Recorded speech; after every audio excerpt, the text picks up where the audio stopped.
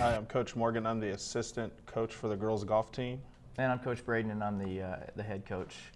Thanks for having us in this morning, guys. We are just bringing our season almost to a close here. So I'll just kind of tell you a little bit about what's been going on the past few weeks. We just won the district championship last week, which that was the first district championship we've had in school history, so we're really happy about that. All the ladies did a great job. It was really a team effort.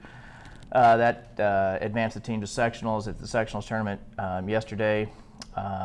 We had one young lady get out, Lake Graybill, and so she's heading to the state tournament next week down in Sedalia. That's her fourth trip in a row to state, and she's a senior this year, so very proud of her and looking forward to taking her to state. So with that, we'll take questions.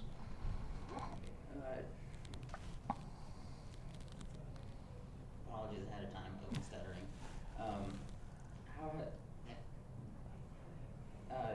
How has range? Yeah, somebody else had kind of thoughts.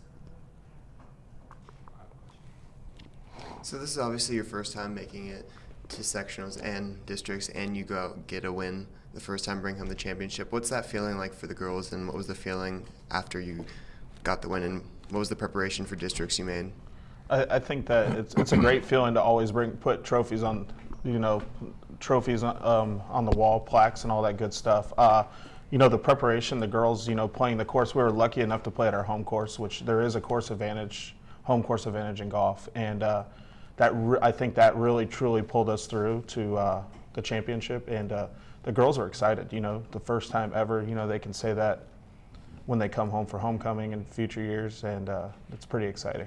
Yeah, I mean, it feels good to win, and we prepare for that all season long. So it was a big win for us. I was very happy for the girls. With this season coming to end, how are you guys preparing for next season? I think that we are graduating 6 seniors. We're graduating state qualifier for 4 years. So, with golf, it's you're always kind of looking at what's coming up. You're talking to pros and different people through golf courses, trying to figure out what type of girls are coming up, because it's not like football and basketball and baseball. It's a little more underground to find out what type of players you're going to get. So yeah, and we did have a great group of freshmen come out this year. I think we had 6 freshmen, and then a first-time sophomore came out. So we've got a really good young group of players, I think, that are motivated, and several of them are taking lessons on a regular basis. And so, it's a great opportunity for them to step in and fill those spots. I mean, you hate to see those seniors go, but that's just the way it is. And so it's fun to see, that new crop of girls come up and replace them, and hopefully, make their own mark. Who were some of the key players this season, and how did they help with the team and just boost the younger kids up so they can take their spots? Okay, well, I'll kind of just start with that a little bit. We had 3 returning varsity players, Kyla Wolke, Taylor Bakey, and Lake Graybill, and they were certainly sort of the core of our varsity squad coming in from last year. And the 3 that I think were most obviously, the 3 top players for us. And then we had 3 more that were really shooting for those, because we only play 5 in a varsity match. And so we had Anani Mendoza, Molly McKinnon, and Malia Gusman, who really kind of battled out for those 4th and 5th spots all season long. So that was good. That was kind of the core of our varsity. How do you expect Miss Graybill to do at state? Win. She's gonna win it. Watch.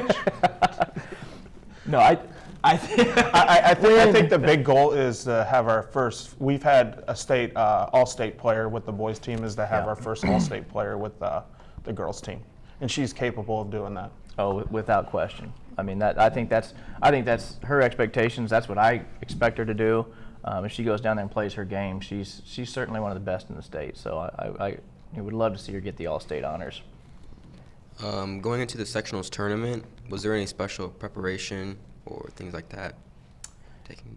Not particularly. I think you go out and you play the golf course every day, and you just keep sort of fine-tuning all the skills that it takes to, you're chipping, you're putting, all the short game that goes along. So I don't think it was anything much different. We talked a little bit about, I think, the added pressure that goes along with some of those things.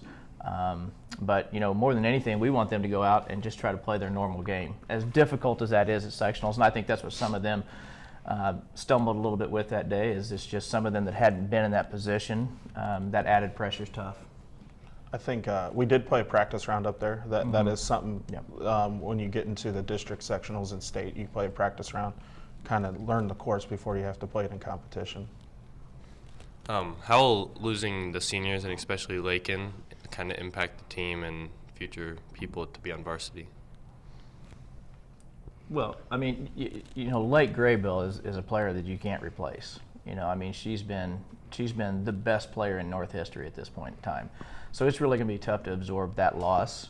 But again, like I said, that's the nature of high school sports. Is you get these players and you work with them, and you really get to enjoy what they do for 4 years, and you sort of live vicariously through them, and they make you look good.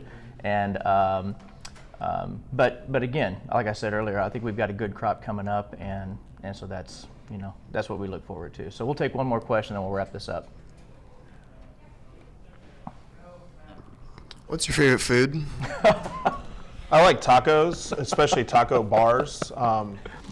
That's definitely my #1 choice. And we'll wrap it up with that. Thanks, guys. Appreciate it. Thank you.